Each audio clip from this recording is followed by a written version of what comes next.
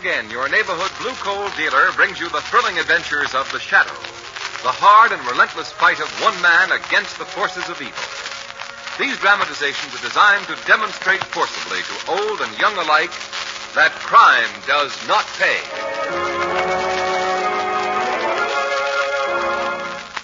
Friends, I know you want to do all you can to bring victory closer. That's why you put 10% and more of your pay into war bonds. And that's why you'll all want to join a different kind of 10% club and pledge yourself to save 10% of your coal.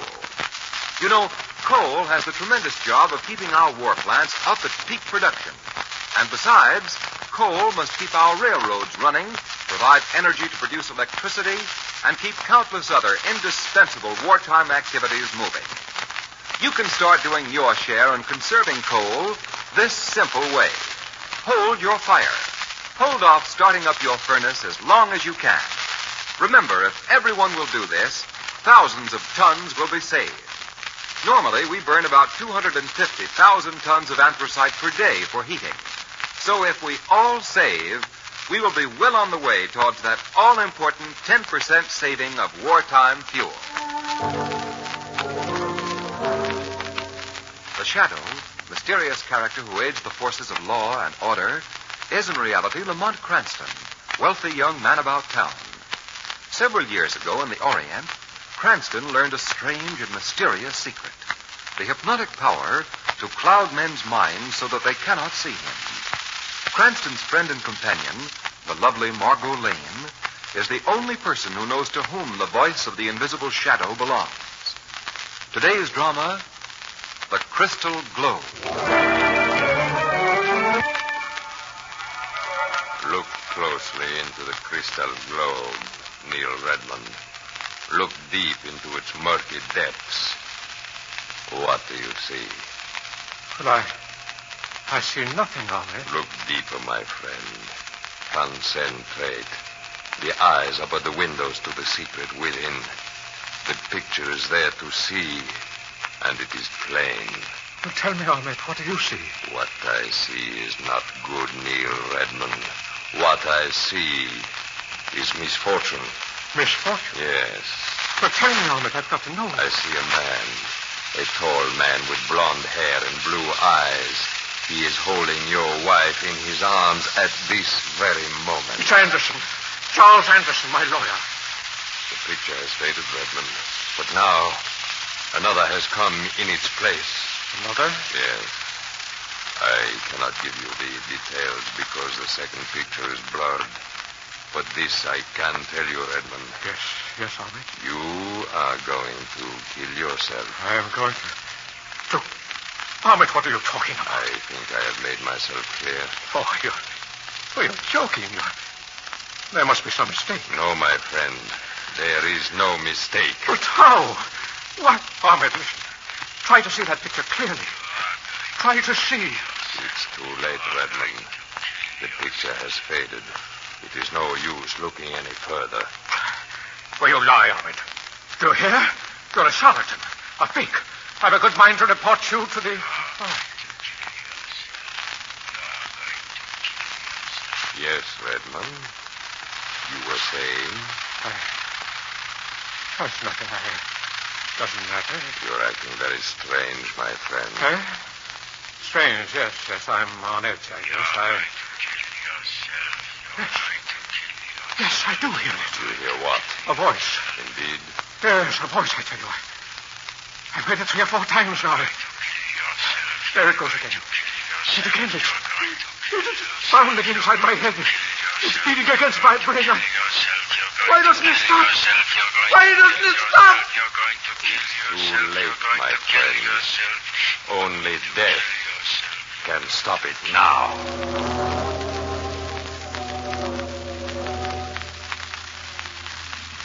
So this cab driver hits this jaywalker, you see, and he gets out of his hack, and the jaywalker is stretched out in the road stiff. Well, so the cab driver says, too bad, buddy, you hadn't ought to been jaywalking. I'll be seeing you in the morgue.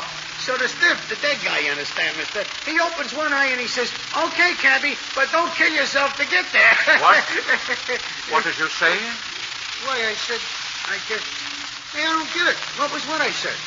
Something about killing yourself. Oh, sure, mister. It's the gag. More. Huh? Kill yourself. You get it? The gag. Hey, mister, what's the matter? You don't look so good. Not so good.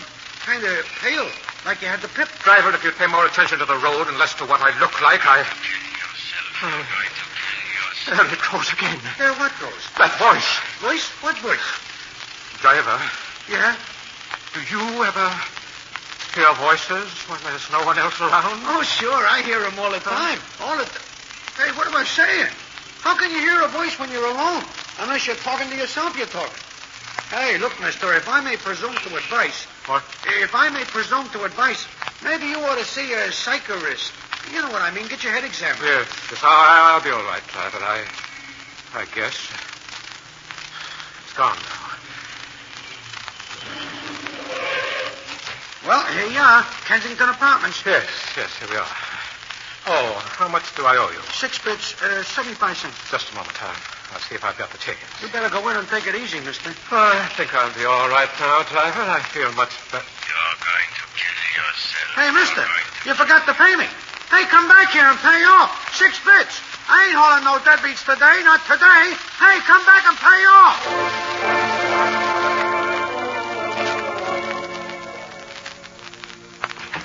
Hello, darling. You're late. I'm sorry, Jane. I had an appointment. Downtown. Oh, that's all right, Neil. Poor dear, you look tired. What you need is a little fresh air. Suppose we go out on the terrace. All right, Jane. There. Now, isn't it delightful out here? Yes, it is, Jane. The air will clear my head. You're going to kill yourself. Jane, What is it, Neil? was Charles Anderson here this afternoon? Well, of course, silly, don't you remember? You asked him to come up and check your stock transfers. He just left about 10 minutes ago. I see. Neil, what on earth's the matter with you? Nothing. You're acting strangely. Am I? Yes. Neil, if you'd only tell me what... There it goes again, Jane. What are you talking about? That voice. Voice? Yes. Beating. Pounding inside my head again and again. Dear, for heaven's sake. Following me wherever I go. It's driving me mad. Neil. I can't stand it. I've got to stop it. I've got to stop it. And there's only one way. Neil, what are you going to do? Why are you walking toward the roof railing? I'm going to silence that voice now. Neil, stop! It's the only way. The only way.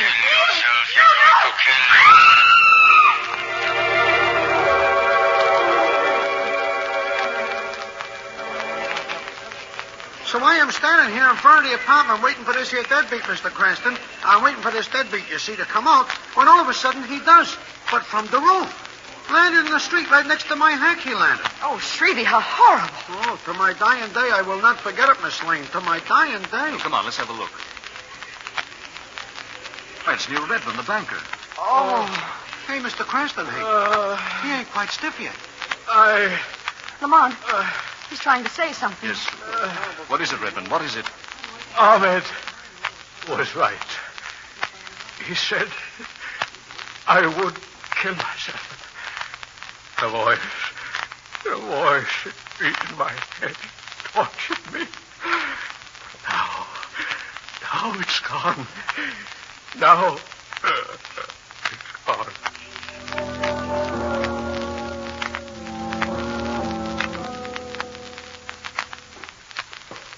I don't know why you and Miss Lane insisted on coming along, Cranston. This is a police job, not a social call. Oh, come now, Weston. After all, we brought you this lead on Ahmed. You can't very well toss us aside like an old shoe. 2 old shoes, Lamont. After all, I'm here, too. I'm painfully aware of that, Miss Lane. Now, if you'll just step aside, I'll ring the bell. Yes. I'd like to see Ahmed. Do you have an appointment? Tell him the police are here. Police? If you wait here, I shall see if Ahmed is in. He'd better be in. Exotic-looking place, isn't it, Margot? Like something out of either the Arabian Nights or the movies. Incense burning, dim light, crystal globes, heavy drapes. Sure. All the regular trappings of the phony. Maybe, Commissioner, but I can tell you one thing. This stuff never came out of any bargain basement. Well, he can well afford it, Margot. They say his fees are tremendous. Here he comes now. Good afternoon. I am Ahmed. I am Police Commissioner Weston. The It's Miss Lane and Mr. Cranston. How do you do? How do you do? I must say this is an honor. A visit from the police. Never mind the heavy humor, Ahmed. Neil Redmond jumped from his penthouse terrace an hour ago. Committed suicide. Does that mean anything to you? Why should it, Commissioner? We have reason to believe you had something to do with this suicide. Really? On what do you draw that conclusion? The dead man had a slip of paper in his pocket with your name, address, and time of appointment. Mr. Redmond did consult me this afternoon, but that proves nothing, my dear Mr. Cranston. Well, maybe not, but it so happens that he mentioned your name and something about a voice just before he died. Very interesting.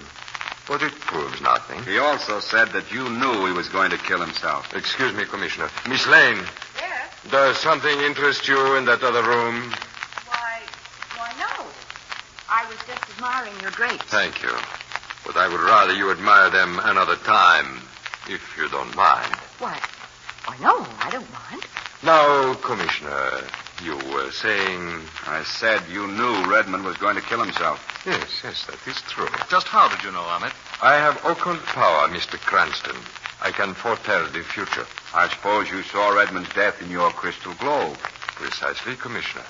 Well, I don't believe in this poppycock, precisely. You know more than you're telling us. Every man is entitled to his own opinion.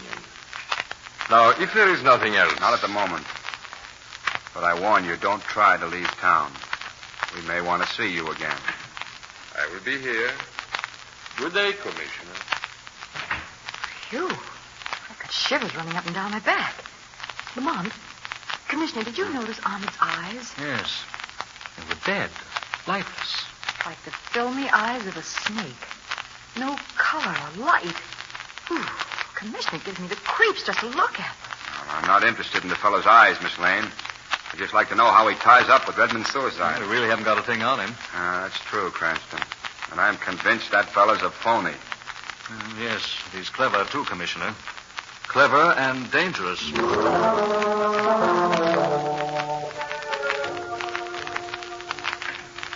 Ah, Mrs. Redmond, it was good of you to come. Why did you insist on my coming down to your studio, Ahmed, on the very day of my husband's death? I was so shocked to hear the news. Believe me, Mrs. Redmond. Here, please, sit down. No, thank you. Let's drop this act. You know very well why you're here. Now, did you bring the money? Money? Yes, $20,000. Remember? We made a bargain. I was to drive your husband to suicide so that you could inherit his fortune and marry another man. And the price was and is $20,000. I'll give you $10,000, no more. The price is $20,000, Mrs. Redmond. Don't be a fool, Ahmed. You'd better take what I offer you or you'll get nothing. You have no way to collect and you don't dare go to the police. I see. Well, Mrs. Redmond, you win. I might as well accept your offer in good grace. I knew you'd be reasonable, Ahmed. My dear lady, I have no choice. Well, I must be going. I'll send you the money in the morning. Oh, no, don't go yet, Mrs. Redmond. I want to make amends for my rather rude behavior. Let me read your future while you're here. No, thank you. It will take but a moment. The crystal globe is lighted. Here, Mrs. Redmond.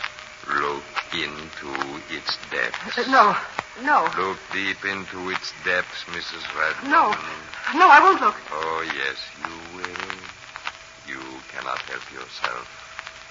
Look now. Look deep into the globe. There is a picture there. No, you're not going to do to me what you did to my husband. Yes, there is a picture there, Jane Redmond. A picture of your death. You're lying. Your future is clear. You are going to kill yourself, Jane Redmond. You are going to kill yourself. No.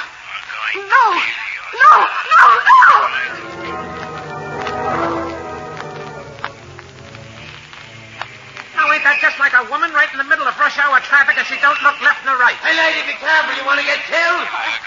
I've got to stop it. I've got to stop that boy. Look out, lady. You're walking against the traffic light.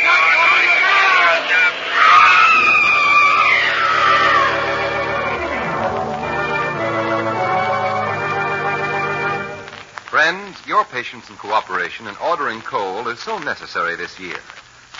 First, there are more deliveries to make now than ever before because many homeowners have converted from oil to coal. In addition, your coal dealer is facing an increasing labor shortage. Government regulations do not permit delivery of your full winter's supply at once. So do not ask or expect it. Rest assured, your dealer will see to it that your immediate needs will be taken care of right through the season. And remember, when placing your order, our government urges you to be a 10%er and save at least 10% of your coal for victory. Here's a tip on how to do it. Install an automatic regulator. A number of automatic heat regulators have been released and are available now, without a priority, at your neighborhood blue coal dealer. The cost is low, and the saving in coal and money is substantial. And what a difference in comfort, with the temperature at just the right level day and night. Yes, an automatic heat regulator will save you countless trips to the basement and protect your family against colds due to improper heating. Call your friendly blue coal dealer and order your automatic heat regulator tomorrow. Now, back to the shadow. I don't get it, Cranston. First, Neil Redmond commits suicide, then his wife does the same thing a few hours later. A block from Ahmed's studio. You insisted on coming in on this case, and now all you can say is, Fine help you are. Haven't you got any ideas? Oh, a few. But you wouldn't believe them, Commissioner. I've got an idea, Commissioner. Oh, you have? Yes. Don't you think Ahmed might have murdered the Redmonds by some kind of hypnotic remote control? Remote control? Oh. Look, Miss Lane, I don't want any crackpot theories. I want evidence. Evidence that I can put before a jury. Wait a minute, Commissioner. Don't get excited. I think Margot here's on the right track. Oh, you do? Yes, I do. And I've got another idea. Oh, you have? Well, what is it? This one is my secret, Commissioner.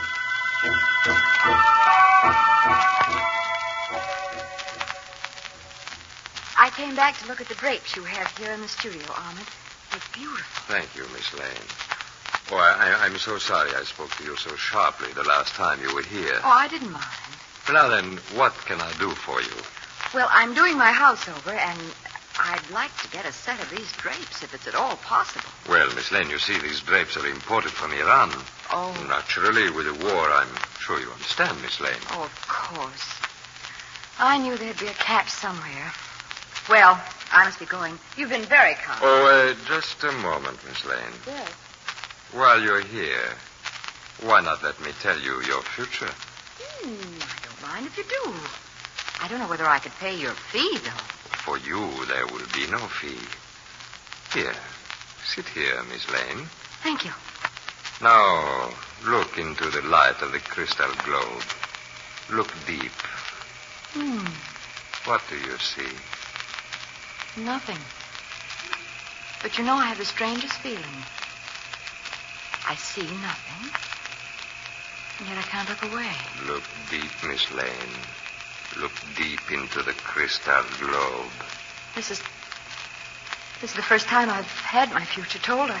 I guess I'm a little nervous. And with good reason, eh, Miss Lane? What? What did you say? Oh, come now, Miss Lane. Let us be frank. You came to spy on me. No. Yes. Mr. Cranston sent you, didn't he? No, he had nothing to do with... With what, Miss Lane? With my visit here. Now, my dear lady, there's no need to be frightened. I wouldn't harm you for the world. You see, it's Cranston who's going to get hurt. Lamont? Yes. You see, Miss Lane, you are going to kill Lamont Cranston. No. Ahmed, no. Yes, you are going to kill Lamont Cranston. Kill Lamont Cranston. Kill Lamont Cranston. Lamont Cranston. No, I can't. No, I can't.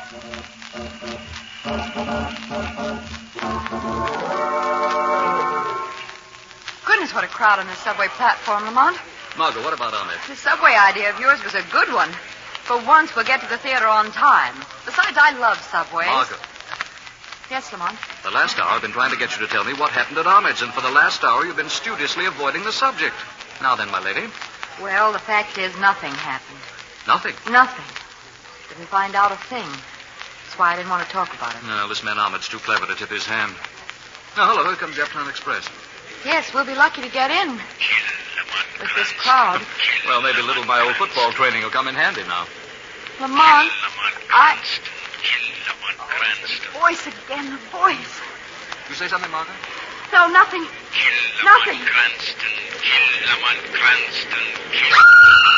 Hey, guys, get off the platform in front of the train!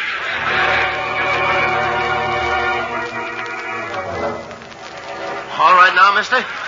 Yes. Yes, I'm all right, officer. Well, you sure had a narrow escape. That train stopped about 6 inches away from your body. Lucky the motorman jammed on his brakes in time. Oh, Lamont, how did it happen? Someone in that crowd pushed me off the edge of the platform, Margot. Someone tried to kill me. Kill Lamont Cranston. Kill Lamont Cranston. Kill Lamont Cranston. Kill Lamont Cranston. Who's there? The window.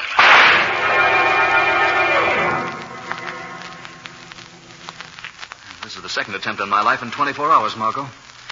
Luckily, the would-be killer missed me completely this time. Did you see him? No, he got away down the fire escape. Oh, Lamont, don't you think you ought to leave town for a while? No, Margot, I'm staying right here. But you're in terrible danger. You're just inviting your own murder. Perhaps. I'll never catch the man who's gunning for me if I run away. As a matter of fact, I'm expecting Weston any minute.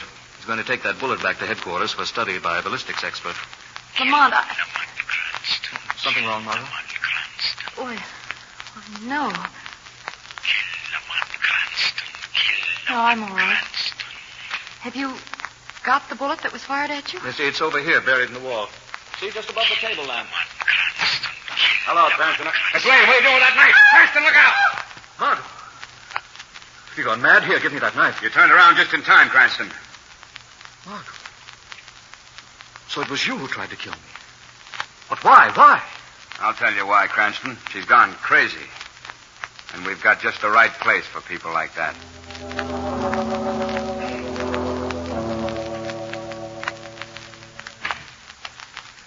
Dr. Chandler, how is she?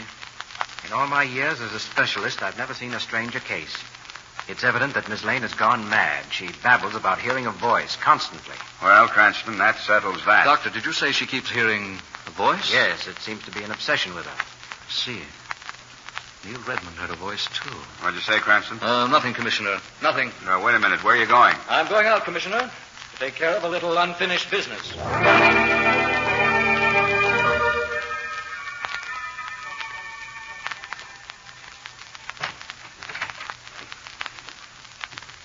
Who's there? Strange. Sure, I heard someone in my studio, and yet when I switched on the light, the room's empty. What? What's that? The shadow, Ahmed. The voice. I heard a voice. So did your victims, Ahmed. But now you hear the voice of the shadow.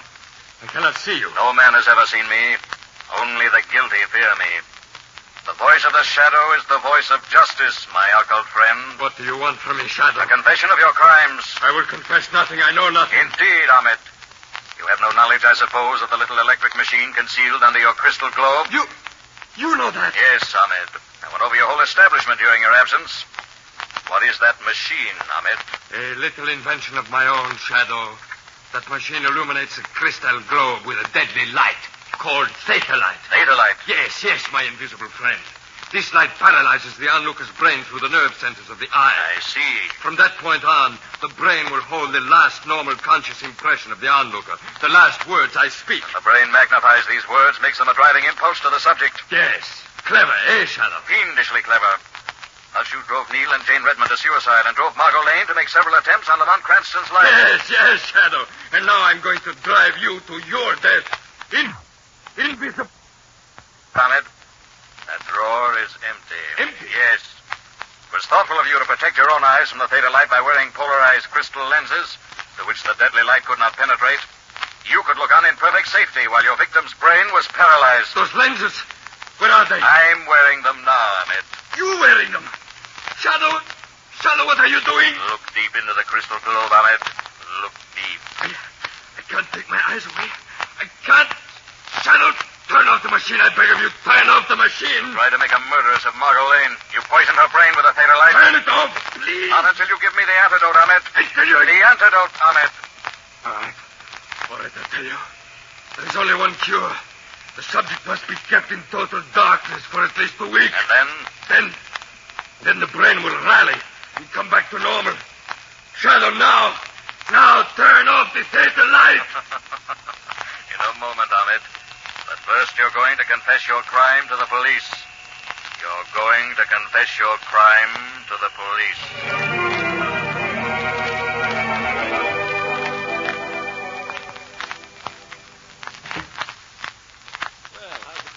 Oh, I'm fine, Never better.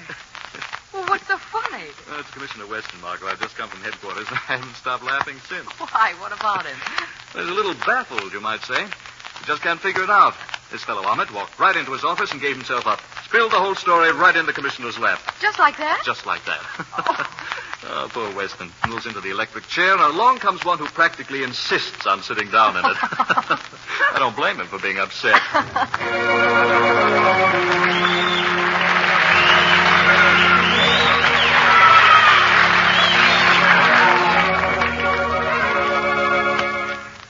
Now let me present Blue Coal's distinguished heating expert, John Barclay.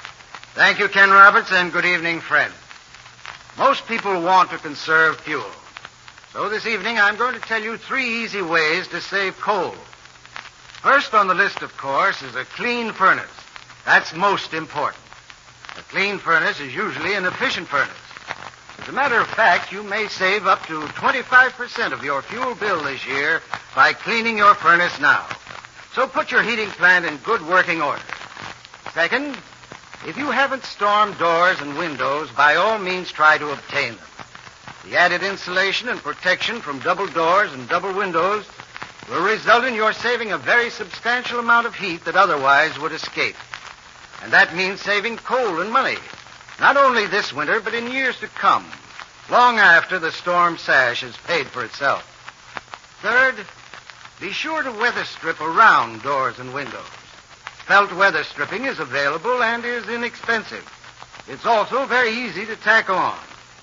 Closing cracks and crevices with felt weather stripping will reduce your heating bill still further. Try these suggestions. You'll find they will help you conserve important fuel by reducing wasteful heat loss in your home. I thank you.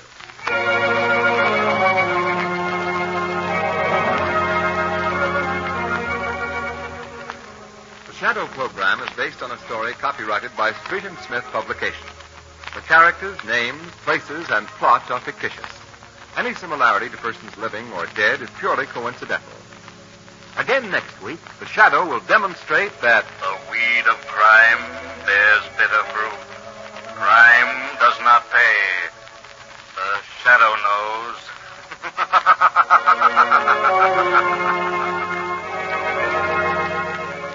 next week, same time, same station, your friendly Blue Coal dealer brings you another strange and thrilling adventure in the Shadow's daring battle against the forces of evil. Be sure to listen. This is Ken Roberts saying, keep the home fires burning with Blue Coal. This story, E.L.&W. Coal Company, distributors of Blue Coal.